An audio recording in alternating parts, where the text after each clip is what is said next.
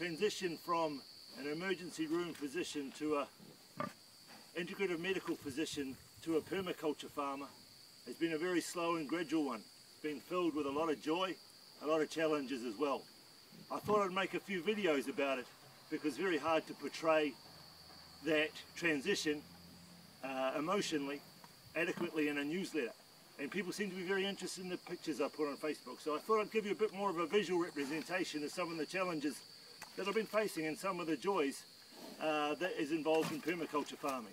So I hope you enjoy some of the videos I put on YouTube over the next few months.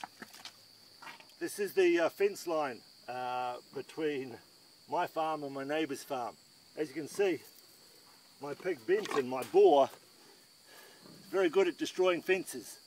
So I'm over here at the moment knee deep in mud repairing the fence so he can't get through to the horse field in the neighbour's property. He likes it over there because there's a dam, but we've got a dam here that he should be enjoying. So I'm spending my Sunday morning repairing fences in the mud.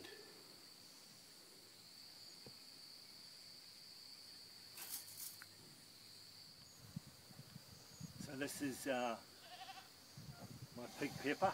She's one of my breeding stock, and I came home on Thursday afternoon thinking that she had 6 weeks to go of her pregnancy, only to find that she delivered 10 new piglets. Actually 12, but 2 didn't make it. One was stillborn and one was squashed. But we have 2 amazing piglets because Benson, the boar, is half Tamworth pig and half saddleback. I've got this amazing array of colours of various black and whites of the saddleback appearances. I've got some pure whites because the mums were whites, and the Tamworth, which is one of the heritage old-fashioned pigs with a red colouring. So I've got this amazing combination of red, whites and blacks. As you can see, there's a lot of mud around because they like to stay cool in the mud because pigs can't sweat to stay warm. And I've got some temporary accommodation there. Their official accommodation not yet built because they came 6 weeks earlier than I thought. But all 10 piglets at the moment doing really well, and they're a joy to look after. Obviously lying on each other to keep themselves warm. So I'll keep you updated with the progress of the piglets, and I'm going to keep you updated with health news and what I think is going on internationally with some socio-economic stuff that I'm interested in.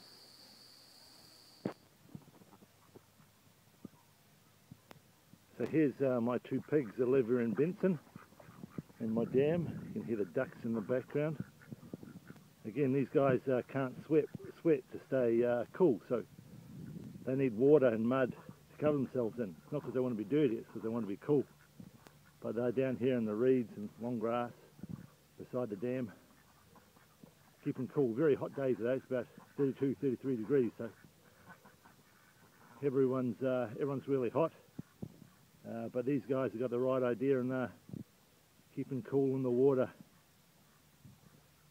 So these are my khaki Campbell ducks. They've transitioned from small cage in my garage as ducklings out here while they grew up, and they've grown very quickly.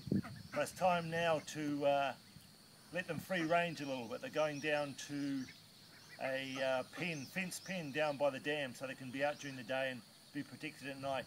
The khaki Campbells bred mainly for their eggs rather than meat. They're prodigious egg layers, so we're going to have duck eggs available here for us. So my job now to try and catch them and transport them, but easier said than done, so we'll see how I go.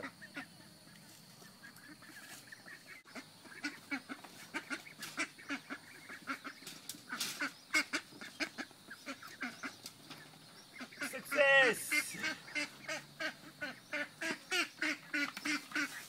It's the first of the khaki Campbells. Time to change its surroundings to a much more living room for it. We'll come back and get the other one in a second.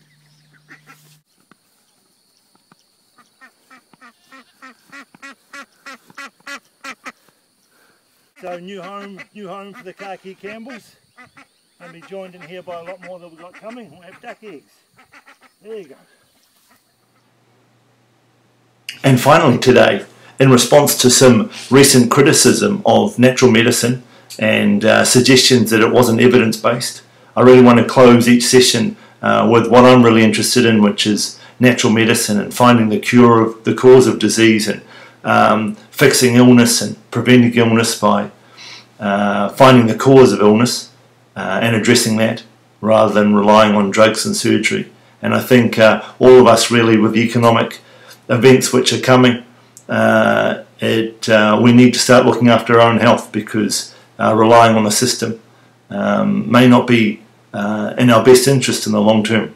And it's much better and much easier to prevent illness rather than trying to treat it once it's arrived. So I'm really going to close each session with some of the studies which have come out in the previous week that I think are really showing what we can do to look after ourselves. First one I want to talk about is a study which came out this week showing the use of proton pump inhibiting drugs, which are the drugs we commonly use for the management of dyspepsia and stomach ulcers, cause low magnesium levels.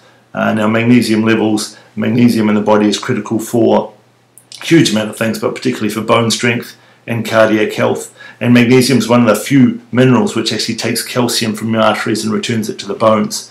So we want to have strong bones and soft arteries, and not hard arteries and soft bones. And magnesium is a key mineral for that, which is why one of the side effects of proton pump inhibiting drugs is osteoporosis.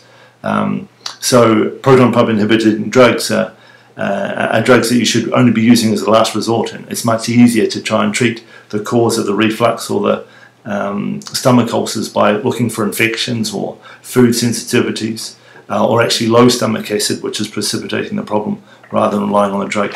Second study I want to talk about which shows the use of curcumin, which is the Indian spice, that it was effective in preventing damage to the brain by pesticides. So again, I always encourage people to use as much turmeric or curcumin as they possibly can in their cooking and take it as a supplement. Certainly spices have recently been shown to be the main way that we can prevent neurodegenerative diseases. So you want to have as many spices in your diet as possible. Another study came out showing that curcumin in cells in the laboratory was effective in the treatment of pancreatic cancer cells. So another reason why we should be using those spices in our diet as much as possible. Then we've got one of my favourite subjects, which is chocolate. And again, another meta-analysis came out last week showing that the use of cacao was effective in preventing heart disease. Again, I always suggest that if you're going to use cacao or chocolate to do that, and I do, then it should be raw and organic cacao rather than cooked and processed with sugar. So try and get some raw cacao in your diet every day if you can.